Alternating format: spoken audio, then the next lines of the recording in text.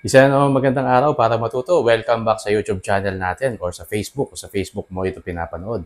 Ako po, si Architect Ed. Pag-usapan natin ang isang design element na matagal nang ginagamit yan. No? Pero ngayon, nagka-comeback. No? Ito'y tinatawag nating ventilation blocks.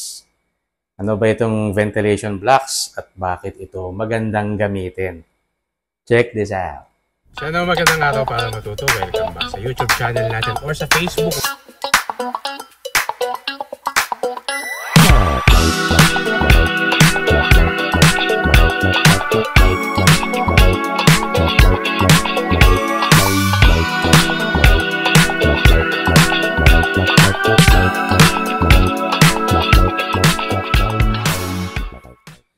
Alam nyo, sa research ko, itong ventilation blocks o ang tawag ng iba dito, breeze blocks. No? O nga naman kasi labas-pasok yung breeze. No? Ventilation blocks kasi kung gagamitin mo siya as ventilation dahil nga perforated siya o butas-butas siya, maganda rin. No? Ang iba naman, tinatawag itong decorative blocks. No? Kasi nga naman, meron na siyang iba't ibang shapes. At tinutukoy natin yun nga, itong ventilation blocks. So, tawagin na lang nating ventilation blocks. Siya yung pinaka-generic. Palagi kong ginagamit ito sa mga projects ko. Sa bahay na brutal, sa Japinoy, sa Atrium House. Kung sinusubaybayan nyo itong vlog ko for almost 5 years na, yung mga finiture kong mga projects dito sa channel ko, ginamit ko yan. At ginagamit ko pa rin. Yung ventilation blocks ay isang napakagandang design element, lalo na sa tropical countries kagaya ng Pilipinas. Bakit? Ito yung aircon nung mga panahong wala pang aircon. No? Kasi as early as 1920s, 1930s, no? Nagsimulang gamitin ito sa mga lugar na medyo maganda-ganda ang hangin. No? At ginagamit nila ito na magandang design element para mapalamig yung space. No? Number one na gamit yan talaga, no? Para mapapasok yung hangin. At dito sa Pilipinas, kailangan natin ang ganitong mga klase ng materials para pagandahin yung air flow. No? Number one na gamit talaga niya. No? Kaya ginagamit itong ventilation blocks para ma-maximize yung use ng hangin. No? Mapapasok yung natural air. No? Tapos yung exterior breeze makapasok sa loob, sa interiors. At yung mainit naman na hangin na nandoon sa interiors ay makalabas naman, makatakas. So, passive cooling, natural ventilation, no? Ay mas mapapaganda kapag gumamit ng ganitong ventilation blocks. No? Isa pang gamit nito ay sun shading. Ano yung sun shading? Ibig sabihin, kung ang bahay mo ay nakaharap sa south or sa west, no?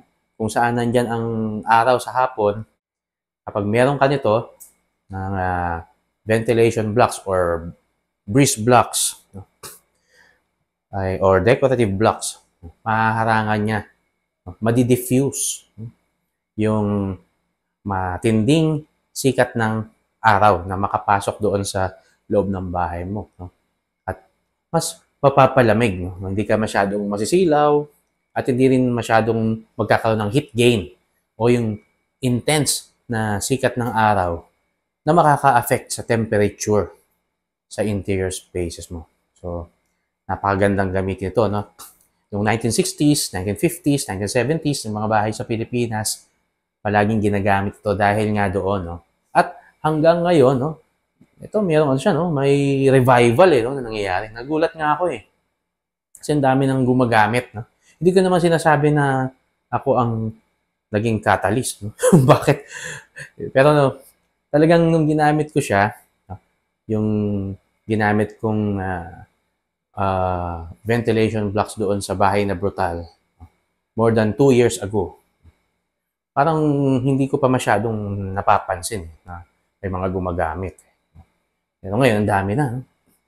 May mga nakikita na ako sa social media na ginagamit na nila na primary design element nila itong ventilation blocks, which is good. No? At talagang magandang gamitin talaga, no? Magandang pag-aralan itong material na ito. So, talagang bagay na bagay sa tropical cantis kagaya natin. No? Number one, matibay ito. Kasi concrete siya eh. Matibay siya. Number two, dahil nga sa perforated siya, kapag humampas sa kanya yung mainit na hangin, na tutulungan niya para hindi para hindi maging mainit pa rin. Nag-guess nyo ba 'yon? No, napapalamig niya yung hampas ng mainit na hangin. Kaya ang dating ngayon sa interiors, kung gagamitin mo siya na talagang walling, mas malamig yung papasok na hangin. Isa pa, pangatlo, nakakatulong nga siya para mag-create ng shading o mag-create ng anino, no? Doon sa interior space mo. Sa Japinoy, talagang gamit na gamit ko yan eh. Kasi yung Japinoy, nakaharap sa south, tapos yung kabilang side ay west. So yung araw talagang matapang eh. Pero dahil nga ginamitan ko niyan ng ventilation blocks, ang ganda nung nakikreate na diffused na liwanag. Tapos yung reflections doon sa salamin, jealousy nga pala yung kombinasyon ko doon. Tapos yung jealousy ito, tapos ito yung breeze blocks o yung ventilation blocks. So kapag tama nung araw, yung reflection doon sa salamin, ganda eh. No? Tapos pagpasok ng nagkakascade ng mga patterns, ganda. No? Ganda nung nakikreate na effect. No? And nagbabago yun habang umaandar yung oras. Kasi nga yung araw eh. No? Habang sumisikat siya at lumulubog siya, iba-iba ang pwesto nung nakikreate na cascading na liwanag. So, magandang i-consider. Kahit sa modern architecture, kasi nga itong ventilation blocks ay gamit na gamit ng mid-century modern. Hindi lang dito sa Pilipinas eh. Kahit sa mga ibang mga bansa. Parang naging part siya ng modern movement, modern architecture movement noong mga 30s to 60s.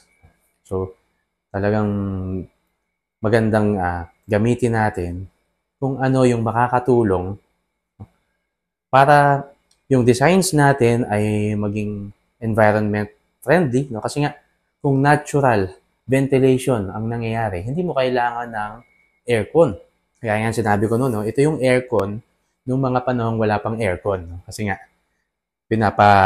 kinokontrol niya yung tama ng mainit na hangin at yung tama ng mainit na araw sa pader mo at sa interior spaces mo.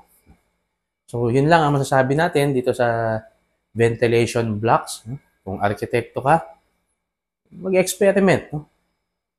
Pwedeng bumagay ito sa anumang design themes na meron tayo dahil nga may iba't ibang designs itong decorative blocks or ventilation blocks. Kung homeowner ka naman, iniisip mo, parang luma na ito, makaluma. Kaya parang mahirap linisin. Okay lang yun, paubaya mo sa architect mo. Magagamit niya yan maipababagay niya yan sa kinakailangan mo. At yung linis naman, hindi naman problema yun. Talagang nadudumihan naman ng mga bagay-bagay. Kung meron kang pressurized washer, di ba? Sprayan mo ng tubig. Dali na yan. So, yan. Maraming salamat po. At sana nabigyan ko kayo ng konting background tungkol sa material na ito, ventilation blocks. Ako po si Architect Ed. Kita-kita po tayo uli sa susunod. Maraming salamat po. Bye.